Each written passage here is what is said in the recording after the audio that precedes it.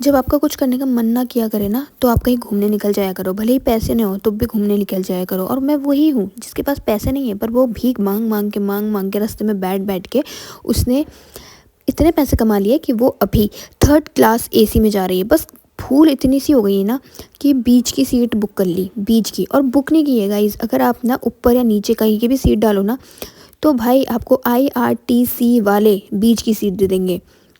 ठीक है, उनको पता है कि ये बंदी अकेले जा रही है, इसको खाना खाने को नहीं मिलेगा, इसको कुछ नहीं करने को मिलेगा, मतलब वो खाना खाना खा पाए, उठ ना पाए, बैठ ना पाए, सो ना पाए ढंग से, तो बीच की सीट दे दो इसको। मतलब यार क्या ही पाप किए होंगे जिस बंदे ने उसको बीच की सीट मिली होगी, और मेरे को मिली थी बीच की सीट।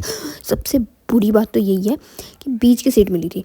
पर कोई बात नहीं, मैंने फिर भी इस चीज़ को इग्नोर किया और मैं घूमने के बारे में सोची थी। वाह, मुझे घूमना है, मुझे घूमना है, मुझे घूमना है, इस बार मैं ये करूँगी, उस बार मैं वो करूँगी, मतलब कुछ तो करूँगी। तो यार वैसे ही मैं अपनी मम्मी और भाई को अलविदा कह के मैं निकल पड़ी थी घूमने के लिए। मैं कोई ट्रैवल व्रैवल करने नहीं जा रही थी शादी में खाने जा रही थी, मतलब यार किसी की शादी है, मैं उनकी शादी में जा रही हूँ। तो मेरी मम्मी लोग भी मेरे को अच्छे से प्यार से विदा कर रहे थे कि चल निकल यहाँ से, थोड़े दिन तक के लिए घर पे शांति होगी। तो मैं क्या करूँ, मैं भी सोच रही थी कि चलो निकल जाए। पर ठीक है, बहुत ज़्यादा खुशी खुशी मनाते हुए मैं बैठ गई थी ट्रेन में जाके अपनी सीट पे। जैसे ही मैं अपनी सीट पे जाके बैठी, मुझे महसूस हुआ कि अब मेरे तो लगने वाला है। क्योंकि ये जो बीच की सीट है ना गाइस, हद वाली बेकार है। अगर आपने कभी बीच की सीट पे ट्रैवल किया होगा अकेले, मतलब अकेले, कोई भी आपके पास में नहीं है, कोई भी आप किसी को जानते नहीं हो, और आप ज़्यादा किसी से बात भी नहीं कर पाते हो। मतलब बहुत लोग होते हैं ना कि किसी से भी बात कर लो तो बैठ जाओ उसकी सीट में जाके, उसको भी पता चलता है कि हाँ यार बैठ जाएगा तो क्या ही दिक्कत हो जाएगी। पर मैं वैसी भी नहीं हूँ यार। बीच की सीट में बैठ बैठ के मेरे पेट में इतनी दर्द होने लगी थी, मैं बैठ नहीं पा रही हूँ, मैं उठ नहीं पा रही हूँ, मैं खा नहीं पा रही हूँ।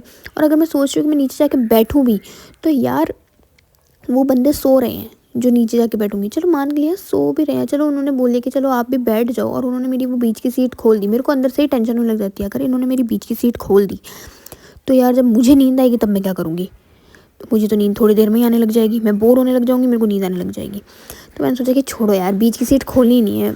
कोई कुछ भी बोले, मैं बीच की सीट खोलूँगी नहीं। मेरे को पेट में दर्द हो जाए, मेरे को सर में दर्द हो जाए, माथे में दर्द हो जाए, पैरों में दर्द हो जाए, मैं बीच की सीट नहीं खोलूँगी। सुबह होते ही मैंने बाहर का नज़ारा देखा तो भाई भाई भाई भाई क्या ही कोहरा था। इस कोहरे में मैं क्या घूमूं, मैं कहाँ देखूं, मैं पटरियाँ देखूं, नहीं देख सकती। इसलिए मैं बैठी थी।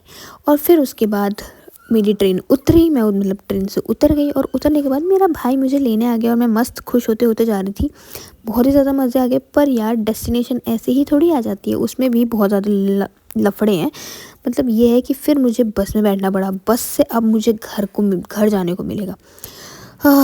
कितना ज़्यादा मुश्किल है यार। चीज़ें बहुत आसान क्यों नहीं होती है, क्यों नहीं होती है चीज़ें आसान, क्यों नहीं होती है। मतलब जो मांगूँ मैं, जो सोचूँ मैं, वही मुझे मिल जाए, ऐसा क्यों नहीं हो सकता। मतलब बस से पहले ट्रेन से बस से फिर मैं उतरी। अब उतरने के बाद मुझे लेनी है ऑटो। अब ऑटो से मुझे फिर जाना है घर।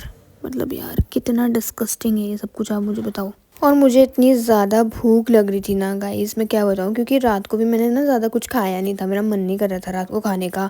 ट्रेन में एक तो वो बीच की सीट, ठीक है, और फिर घर आके भी मैंने सुबह भी कुछ नाश्ता नहीं किया, क्योंकि मेरी ट्रेन पहुंचने वाली थी 7 बजे। उसने मेरे को पहुंचाई उसने मेरे को 10:30 बजे। उसके बाद मैं फिर बस में बाहर का खाना, फिर खाना का मन नहीं कर रहा था। उसके बाद जाके भाई ने खाना बनाया, मैंने घर साफ़ किया, तब जाके खाना खाने को मिला। यार बहुत ज़्यादा दुखी थी ये ज़िंदगी मेरी, मतलब ज़िंदगी नहीं